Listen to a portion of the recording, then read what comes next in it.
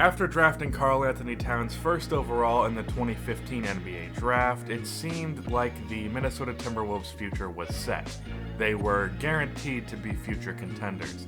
With a core of Towns, who was guaranteed to elevate himself to one of the top 5 players in the league with his versatile scoring and amazing defense, while being the best center in the league. Wiggins was going to become a top 10 player, a lockdown defender, and one of the most elite ISO scorers in the game.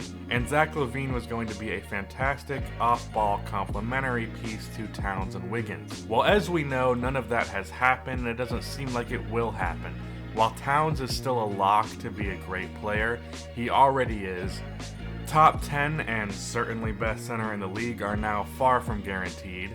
Joel Embiid almost certainly will be the best center in the league, if you don't consider him to be that already. Cat's defense is atrocious, when it was thought that he would be great on that side. Andrew Wiggins in his rookie year showed a lot of potential in aspects of the game that he wasn't expected to be good at, like mid-range and post-scoring. He was supposed to be great at defense. He wasn't, and now finishing his 4th season in the league, Wiggins seemingly hasn't improved much, if at all. Despite the core of the Wolves being fairly disappointing, the move that really sealed the fate of the Minnesota Timberwolves was the Jimmy Butler trade.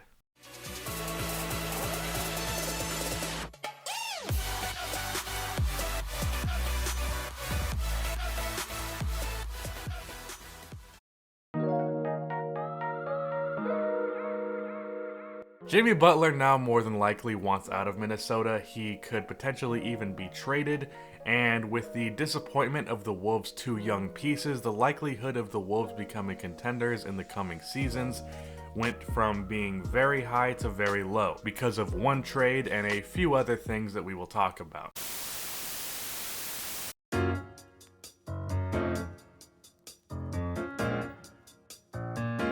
The Jimmy Butler trade was one of the most impatient moves I've seen in recent NBA history. The Wolves were not seeing the success that was expected, so rather than look to make some internal improvements and stick to their guns, they instead traded a top 10 pick in an incredibly stacked draft, along with their top 5 pick from the previous draft and the 3rd man on what was supposed to be their big 3. For a 28 by the start of the season, year-old star who did not fit with the young players and did not fit within the timeline of the young players. Even if it had gone to plan, Butler would have been leaving his prime right as Towns and Wiggins hit theirs. If the Wolves hadn't traded for Butler on top of Wiggins and Towns, they would have LaVine, Dunn, and more than likely Lauri Markkanen, because Lauri would make the most sense from a fit standpoint. Another example of impatience within this deal is how quickly they gave up on Chris Dunn. While Dunn's 4 points and 2 assists per game on 37% shooting wasn't exactly beautiful, it was well documented how bad of a situation Dunn was put in his rookie year. Inconsistent minutes, inconsistent roles within the offense, improper spacing for him to create. It was clear that he wasn't given the proper opportunity to showcase his talents.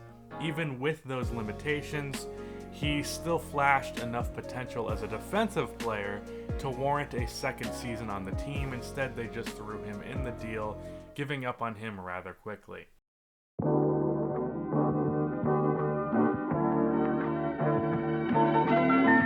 Another thing that helped the Wolves ruin their future is really the fan base, not necessarily just Wolves fans, because I think a lot of the league's fan base was rooting for the Timberwolves.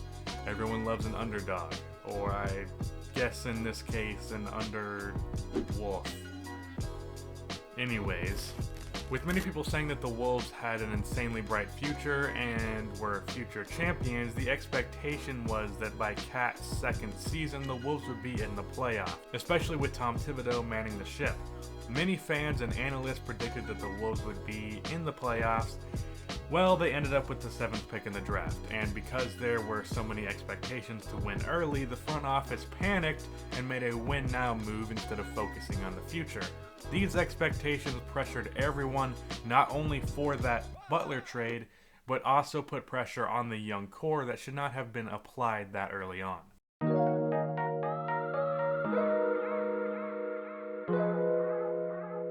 One of the things that I really appreciate about the Wolves' disappointing season this year is how much it has exposed Tom Thibodeau. First of all, this signing is a whole nother product of both impatience and overly high expectations.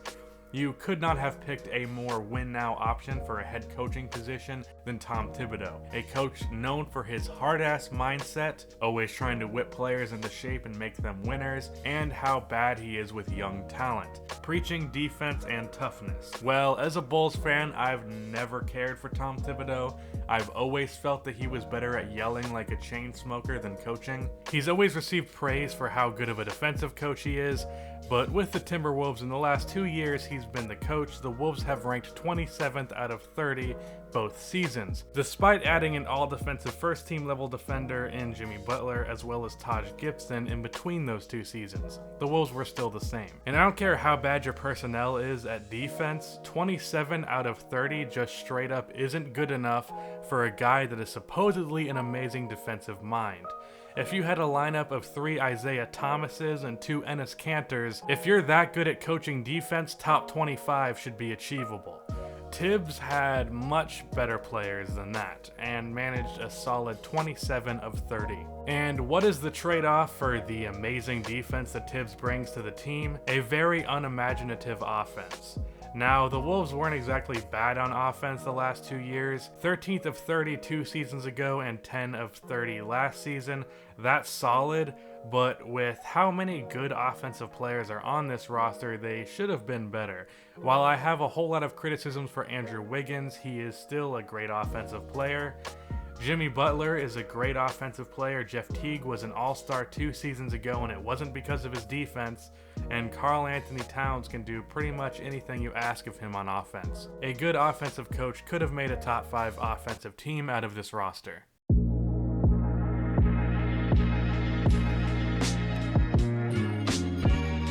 Now let me first say that I don't think the core of this roster is bad, though I definitely don't agree with the Jimmy Butler trade. Not that I'm mad that it happened as a Bulls fan, I'm glad that the Wolves fucked up in that sense. And honestly, the biggest mistake they've made in recent years is probably the contract extension that the Wolves gave Andrew Wiggins.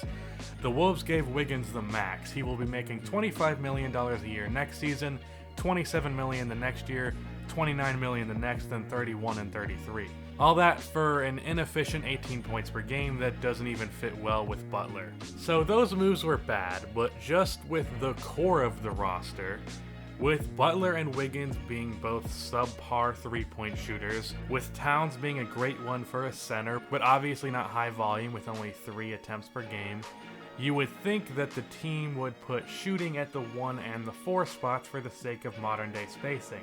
But instead they signed Jeff Teague, who, from the Wolves games that I watched this year, which included the playoffs and probably like 25 regular season games, he pretty much only hits wide open threes. He may have shot 37% on 3 attempts per game, but he wasn't really hitting them with people near him. He's a below average shooter. And while I appreciate Taj Gibson's career high of 0.4 3-point attempts per game, he's really more of a modern day center.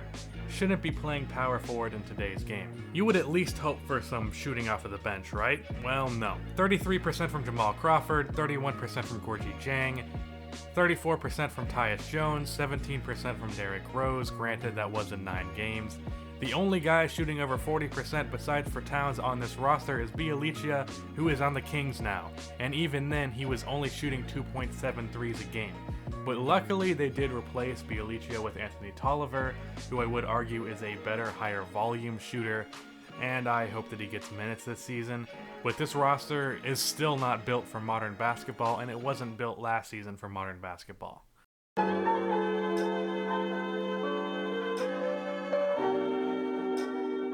The biggest factor of why the Wolves' future just isn't as bright as it was expected to be is that, well, to put it simply, every aspect of this team ended up being a little to even very overrated. And I do mean every aspect. Well, besides for Taj Gibson. Taj Gibson can do nothing wrong in my book. Okay, let's start off with the slightly overrated section here, and here we will be putting the top 2 players on this roster, Jimmy Butler and Karl Anthony Towns. And I do want to emphasize, because a lot of people don't seem to understand this, saying that a player is overrated does not mean that they're bad. Like, I think John Stockton is a little overrated historically, but that doesn't mean that he's bad. He also had no left. Anyways, we'll start with Towns. To put into perspective how highly I thought of Towns in his rookie year, I made this video. And another thing that's very important is the MVP. I don't think I have much to say here. If you don't think Karl Anthony Towns could win a few MVPs in his career, you're just wrong. Well, I guess my current self is wrong in the eyes of my past self. So yeah, Towns probably won't reach the heights that were originally expected of him, mostly due to his defense, but he will still be a borderline top 10 player and most likely the second best center in the league. And for Jimmy Butler, while I don't think he's all that overrated, I think in recent years people have thought a little too highly of him. I don't have a whole lot to say on this, just a little overrated. Butler was my favorite player for 3 years, so this is a little painful for me to say. Now, in the very overrated category, we have Andrew Wiggins and Tom Thibodeau. Andrew Wiggins was compared to LeBron and Tracy McGrady coming out of college. He was pretty much the unanimous #1 pick in the 2014 NBA draft. After being a different player than we expected, more of an ISO mid-range scorer, he received comparisons to Kobe Bryant, videos like this from Nick Smith, or this one from me. Now it's questionable if Wiggins will ever be an all-star, when it was thought that he would be a franchise caliber player, and I've already mentioned how Tibbs is overrated.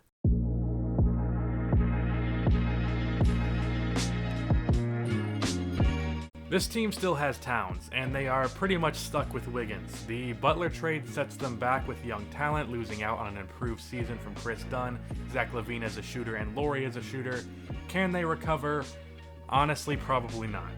Towns is going to be too good for them to miss out on the playoffs, even when Butler more than likely leaves, so they won't be getting high draft picks, and it's not like Minnesota is a free agent destination. Other than Luol Deng and Joakim Noah coming in Tom Thibodeau's attempt to recreate the 2011 Bulls, I don't see them landing too many players, so no, I don't think that they can recover. What a shocker, the Timberwolves managed to screw up their future.